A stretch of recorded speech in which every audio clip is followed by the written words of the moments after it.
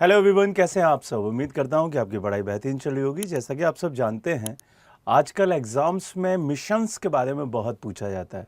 अगर भारत सरकार कोई मिशन स्टार्ट कर रही है तो वो आपके एग्ज़ाम के लिए अपने आप में बहुत इम्पॉर्टेंट हो जाता है। अब जिस मिशन के बारे में हम पढ़ने जा रहे हैं उसका नाम क्या है? उसका नाम है ज्ञान भारतम मिशन।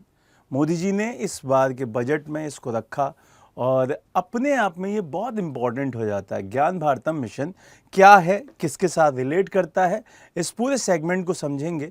मेरा नाम वैभव कौशिक है और आप सभी जुड़ चुके हैं संस्कृति आईएएस के यूट्यूब प्लेटफॉर्म पर। चलिए बात करते हैं ज्ञान भारतम मिशन के बारे में। यहाँ पे आपको दिखाई देगा कि इसमें दो शब्द हैं, एक शब्द है ज्ञान और एक शब्द है भारतम।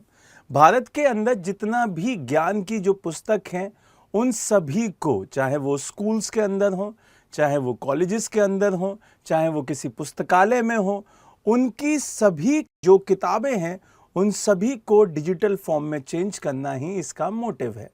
मतलब अगर किसी पुस्तकालय में कोई किताब रखी हुई है, चाहे वो कितनी भी पुरानी हो, चाहे वो कितनी भी नई हो, उन सभी पांडुलिपियों को चेंज करना है किस में? डिजिटल फॉर्म में।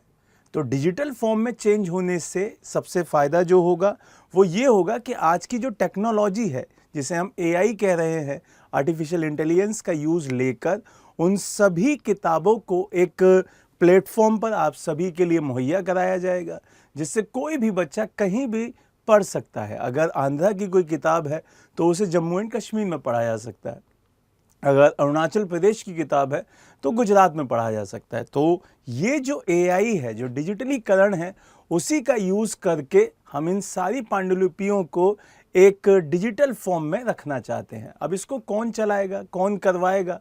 तो एक मंत्रालय है जिसका नाम क्या है? संस्कृति मंत्रालय। तो संस्कृति मंत्रालय के द्वारा ये पहल स्टार्ट की गई। अब इसमें एक पहले से परियोजना चल रही थी जिसको हम NMM कहते हैं, मतलब नेशनल मनुस्क्रिप्ट मिशन। तो ये चीज़ भी आपको ध्यान रखनी है। नेशनल पांडुलिपि मिशन के तहत ये चल रहा था, लेकिन उसी को इसमें मर्ज कर दिया गया है और नाम दे दिया गया है ज्ञान भारतम मिशन। अब इसको रेगुलेट कौन करा रहा है? संस्कृति मंत्रालय रेगुलेट करा रहा है। इसमें जितने भी कॉलेजेस हैं, दिल्ली यूनिवर्सिटी हुई और भी कोई यूनिवर्सिटी है, तो उन सभी की जितनी भी किताबें हैं उन सभी को डिजिटल फॉर्म में चेंज कर दिया जाएगा।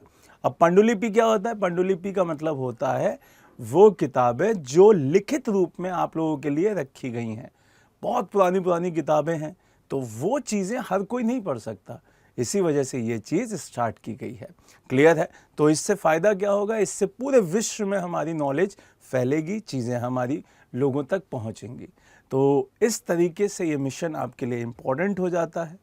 बढ़िया से पढ़िए। अब कमेंट बॉक्स में मुझे जवाब दीजिएगा कि NMM मतलब नेशनल मनुस्क्रिप्ट मिशन कब स्टार्ट किया गया था। उम्मीद करता हूं कि ये पूरे का पूरा जो रिपोर्टिंग थी वो आप लोगों के एग्ज़ाम के लिए बहुत ज़्यादा फ़ायदेमंद रही होगी। पढ़ते रहिए, मुस्कुराते रहिए। जय हिंद, जय भारत।